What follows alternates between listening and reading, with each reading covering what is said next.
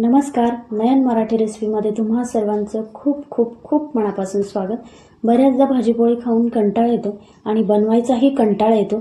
त्यावेळेस असं वाटतं झटपट होणारं असं काहीतरी करावं, पण ते पोटभरीचं आणि स्पेशल असावं. त्यावेळेस मस्त गरमागरम, त्यावर साजूक तुपाची धार वाफळत्या अशा वरण चकोल्या. तर आजची रेसिपी काय आहे हे तुमच्या लक्षात आलंच असेल. तर वरण चकोल्या कशा बनवायच्या हे आज आपण बघणार आहोत. त्याआधी चॅनलवर जर तुम्ही नवीन असाल तर सबस्क्राईब करा, म्हणजे नवीन व्हिडिओचे नोटिफिकेशन तुम्हाला सर्वात आधी मिळतील. रेसिपीला सुरुवात करू. वरण चकोल्या बनवण्यासाठी मी इथं 1 वाटी तुरीची डाळ घेतली. तुम्ही वाटी बघू शकता. ही 4 ते 5 माणसांना पुरेल इतकी मी डाळ घेतली आहे. तुम्हाला ॲसिडिटीचा त्रास वाटत असेल तर तुम्ही मुगाची डाळ घेतली तरी चालेल. तुरीच्या डाळीऐवजी मुगाची डाळ घ्यायची. त्यानंतर आपण ही डाळ एका कुकरमध्ये टाकतोय. डाळीत आपण पाणी घालतोय. डाळीत पाणी घालून डाळ स्वच्छ धुवून घ्यायची.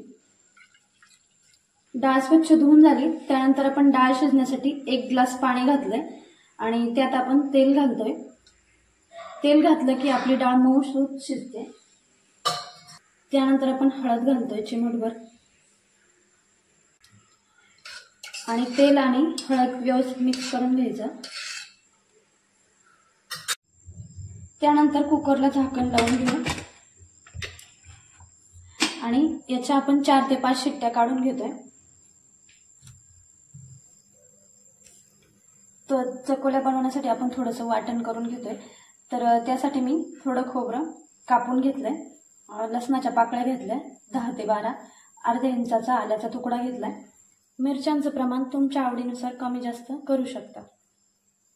आता हे वाटण आपण मिक्सरला बारीक करून घेऊ पाणी न घालता. अशा पद्धतीने आपलं मिरची लसणाचं वाटण तयार झालंय.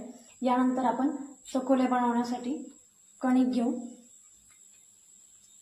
चकोल्या बनवण्यासाठी मी इथं 2 वाट्या गव्हाचं पीठ घेतलंय. तर ज्या वाटीने आपण डाळ मोजून घेतली होती त्याच वाटीने मी 2 वाट्या गव्हाचं पीठ घेतलंय.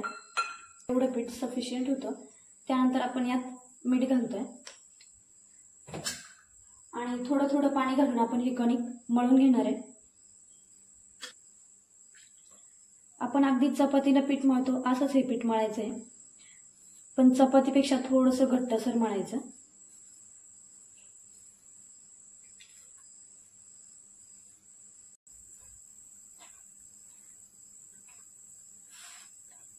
अशा पद्धतीने पीठ मळून घ्यायचं.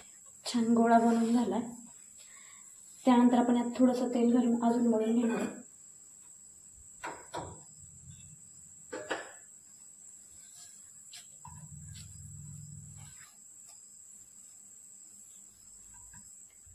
त्यानंतर हा पिठाचा गोळा आपण 10 मिनिटांसाठी भिजायला ठेवतोय.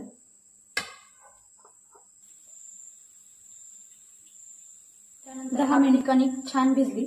यानंतर आपण चकोल्या बनवण्यासाठी याच्यात चपात्या लाटणार आहोत.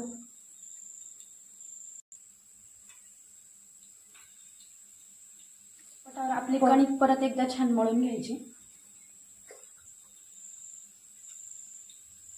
या पद्धतीने मी पिठाचा गोळा घेतलाय. आता याची आपण चपाती लाटून घेऊ.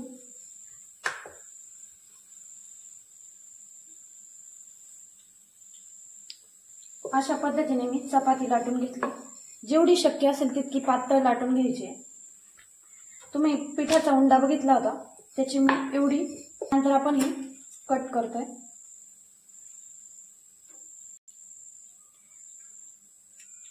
तर यानंतर आपण चपाती कट करून घेऊ.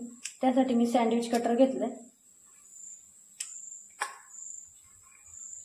या पद्धतीने चौकोनी आकारात आपण कट करून घेणार आहे.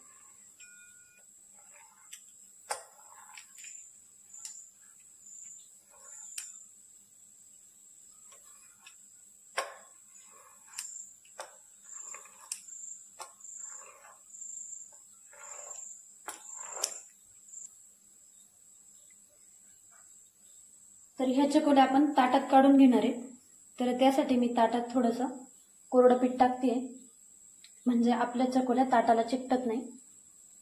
आणि खूप जास्त जवळ टाकायच्या नाही, जेणेकरून आपल्या चकोल्या एकमेकांना चिकटणार नाही.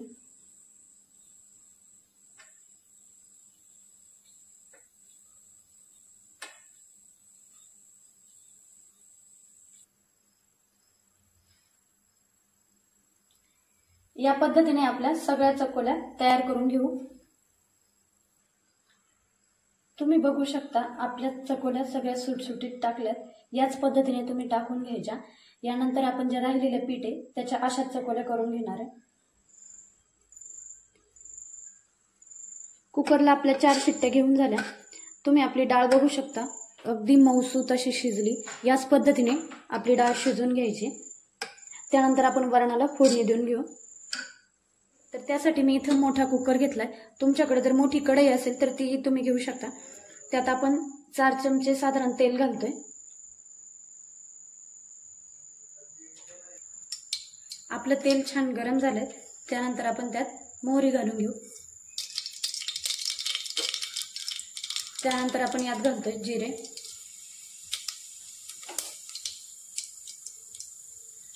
हळद। आपण आधी थोडीशी हळद घातली होती त्यामुळे अंदाजानुसारच आपण हळद घालायची। त्यानंतर आपण यात घालतोय हिंग। हिंग थोडासा जास्त घालायचा, आपल्या वरणाला छान चव येते। आणि त्यानंतर आपण जे खोबऱ्याचं वाटण ते यात घालून घेऊ। हे सर्व करत असताना आपण गॅस बारीकच ठेवायचा म्हणजे आपली फोडणी जळत नाही। त्यानंतर यात घालायचा आपण कढीपत्ता। तुम्हाला कोथिंबीर आवडत असेल तर कोथिंबीरही आपण घालू शकता।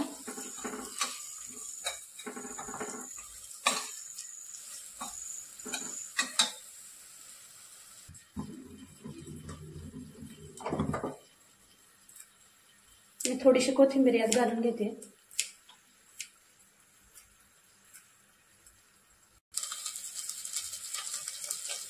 त्यानंतर आपण ही शिजलेली डाळ यात टाकून घेऊ।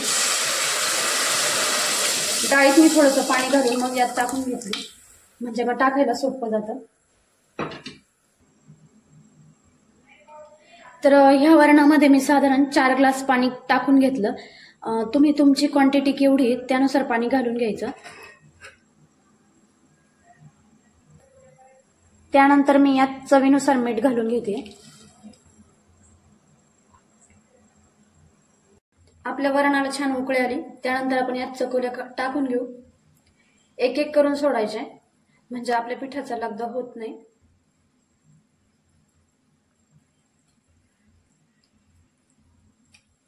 या पद्धतीने आपण सर्व चकोल्या यात सोडून घेणार आहे। अशा पद्धतीने आपण सर्व चकोल्या यात सोडून घेतल्या। तुम्ही बघू शकता आपलं वरण किती छान दिसतंय। तसंच खायलाही खूप टेस्टी लागतं। पूर्वीच्या काळी ह्या वरण चकोल्या घरात जर कोणी आजारी असेल तर बनवायचे। तर त्याच पारंपरिक पद्धतीने आपण ह्या आज वरण चकोल्या बनवल्या। तुम्ही एकदा नक्की करून बघा। अगदी कमी वेळात आणि तोंडाला चव येईल असा हा पदार्थ आहे। आणि रात्रीच्या जेवणात नक्की बनवा कारण खायलाही हलका आहे आणि पौष्टिकही आहे।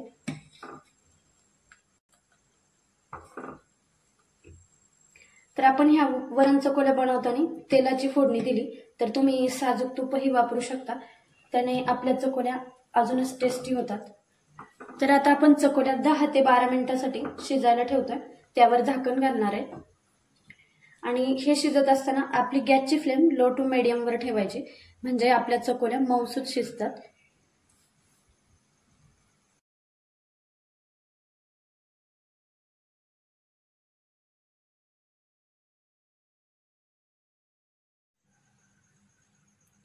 अशा पद्धतीने आपल्या झटकीपट अशा वाफळत्या वरण चकोल्या तयार झाल्या आहेत। तुम्ही याला डाळफळ किंवा वरणफळही म्हणू शकता। ज्या त्या भागाची वेगवेगळी म्हणायची पद्धत आहे। आमच्याकडे वरण चकोल्या म्हणतात। तुम्ही रेसिपी नक्की करून बघा आणि तुमची रेसिपी कशी झाली हे कमेंट बॉक्समध्ये सांगायला विसरू नका।